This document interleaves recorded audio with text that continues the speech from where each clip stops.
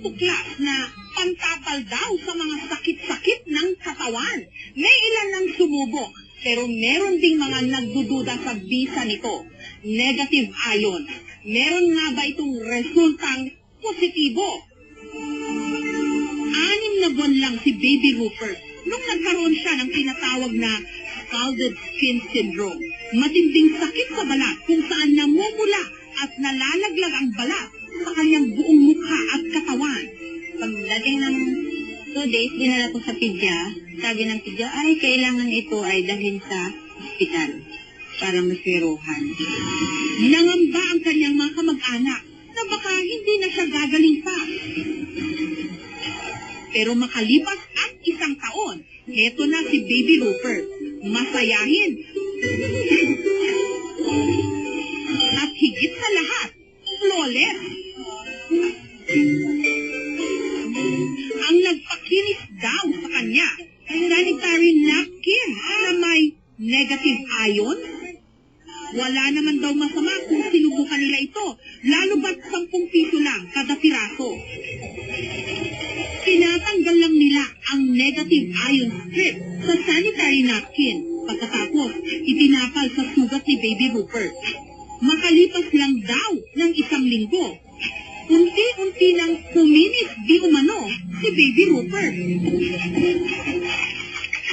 Sa internet, may pag-aaral na nagsasabing may natural daw na kakayahan na magpagaling ng iba't ibang klase ng sakit, ang tinatawag nilang negative ion.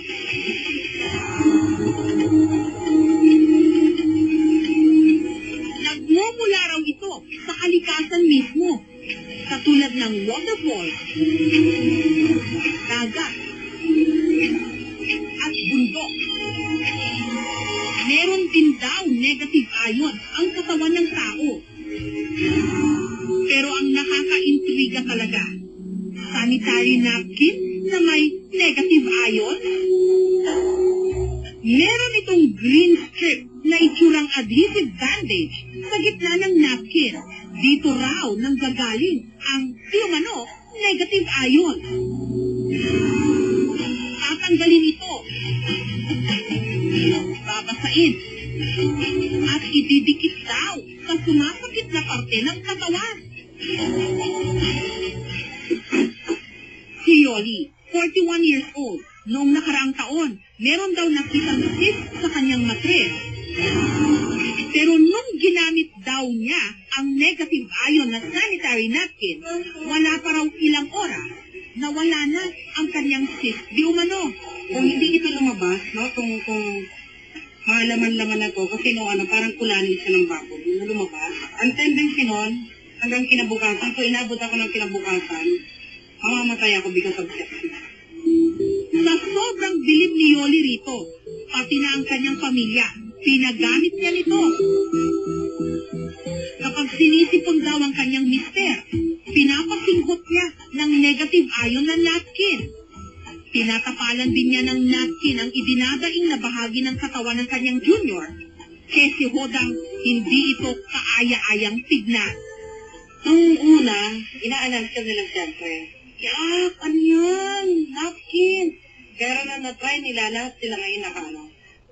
Kaya naman para makaiwas daw silang lahat sa sakit, tinadtad ni Yoli ng negative ion strip ang kanilang buong bahay.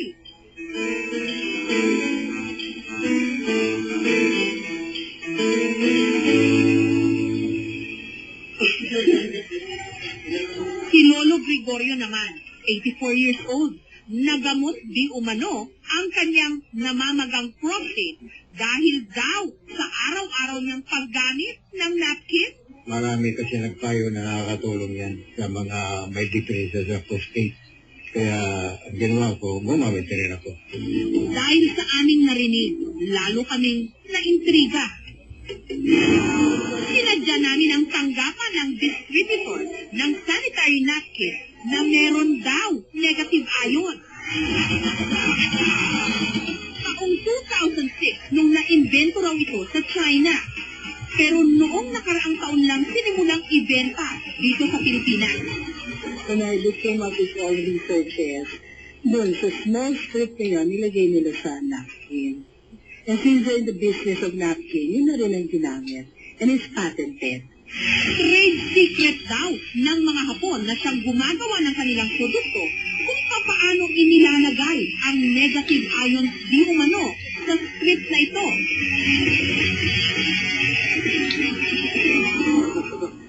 Ipinakita rin nila ang kanilang strength test para raw patunayan na may enerhiya ang kanilang napkin. 1, 2, 3, go. Go. Madali lang siya. Okay, this is what we call strength test. Zip lang, zip. Konting zip lang. 1, 2.